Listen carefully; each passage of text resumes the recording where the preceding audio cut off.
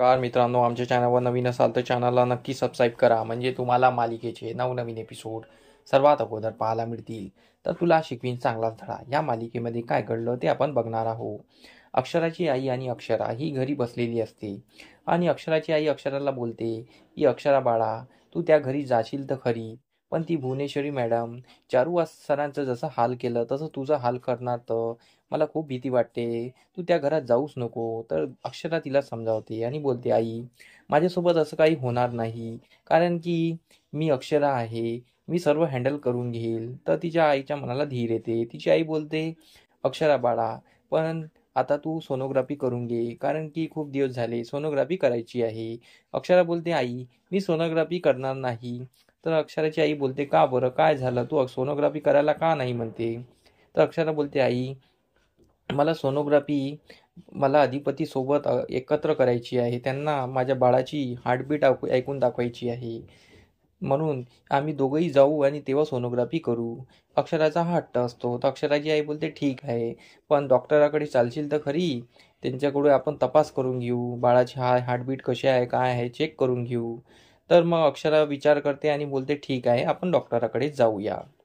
तर इकडे भुवनेश्वरीने आपला गेम चालवलेला असतो. भुवनेश्वरी वकिलाला फोन करते आणि बोलते, वकील साहेब झालं का आपलं? तर वकील बोलतो, हो मॅडम, तुमचं काम झालेलं आहे आणि डॉक्युमेंट तयार झालेले आहे.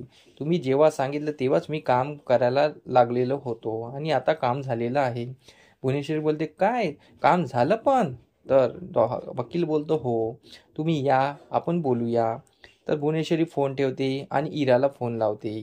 इराला बोलते, इराबाई, तुम्हाला एक माझं काम करायचं आहे, त्याचा तुम्हाला डबल मोबदला मिळेल. तर इरा बोलते, कोणता? तर बोलते, घरी वातावरण कसं आहे? इरा बोलते, सर्व ठीकठाक आहे. म्हणजे ठीकठाक आहे, आता तर ठीकठाक आहे, पण काही वेळातच त्यांची झोप उघडणार आहे आणि त्या चलबिचल होणार आहे, हे बघाच. तर इरा बोलते, असं काय करणार आहात तुम्ही मॅडम? तर भुवनेश्वरी बोलते, कळेल कळेल, तुम्हाला सर्व कळेल, नक्की कळेल, फक्त मी जे सांगते ते करा. आणि भुवनेश्वरी तिला सांगत असते, पण ते आपल्याला समोरील भागात कळणारच आहे. तर इकडे ओमक्याला हा अधिपती ऑफिसमध्ये भेटलेला असतो. ओमक्या खूप खुश असतो आणि अधिपती पण खूप खुश असतो. तर अधिपती बोलतो की, ओमक्या भावा, माझी आणि मास्तरीबाईची भेट झालेली आहे आणि मी खूप खुश आहे. मला काय करावं काय कळत नाही आहे. मला त्यांना अजून भेटायची इच्छा होत आहे आणि त्यांना तो त्यांच्या भेटीचं सर्व सांगत असतो. ओमक्याला पण खूप खुशी झालेली असते. ओमक्या बोलते, ठीक आहे भावा.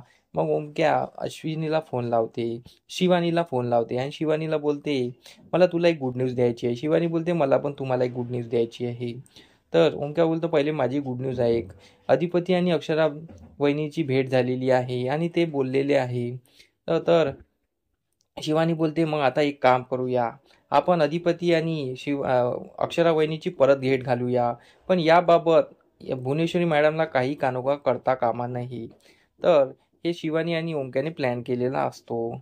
इकडे अक्षराची आई ना अक्षरा हॉस्पिटलमध्ये जायला निघालेले असतात आणि इकडे चारुवास वेगळ्या रूममध्ये असतो. तर आजी तिथे रूममध्ये आलेल्या असतात. आजी चारुवासला बोलतात की, तुम्हाला एक गोष्ट सांगू का? तर चारुवास बोलतात, लवकर सांगा. तर मग आजी हसून सांगते की, अधिपती आणि अक्षराची भेट झालेली आहे आणि अधिपती लवकरच अक्षराला या घरात आणणार आहे. हे जेव्हा चारुवास ऐकतो, चारुवासला खूप खुशी होते.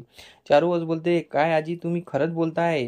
तर त्यावर त्या बोलतात, हो, खरंच बोलते आहे मी.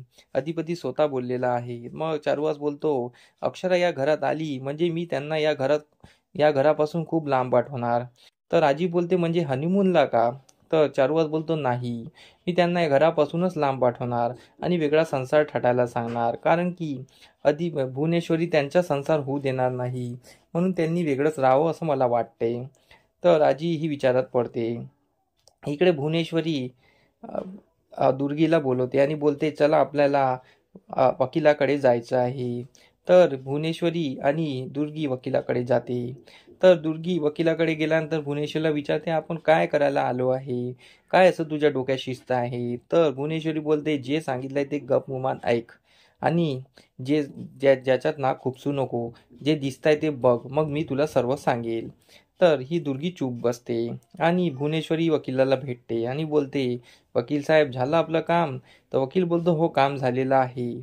तर भुवनेश्वरी बोलते, आपण जे काम केलेलं आहे त्याचा कानोबा या अधिपतीला कळता कामा नये. पण वकील बोलतो, पण अधिपतीला नोटीस तर पाठवावी लागेल, कारण की त्यांच्या सहीन कोण करणार?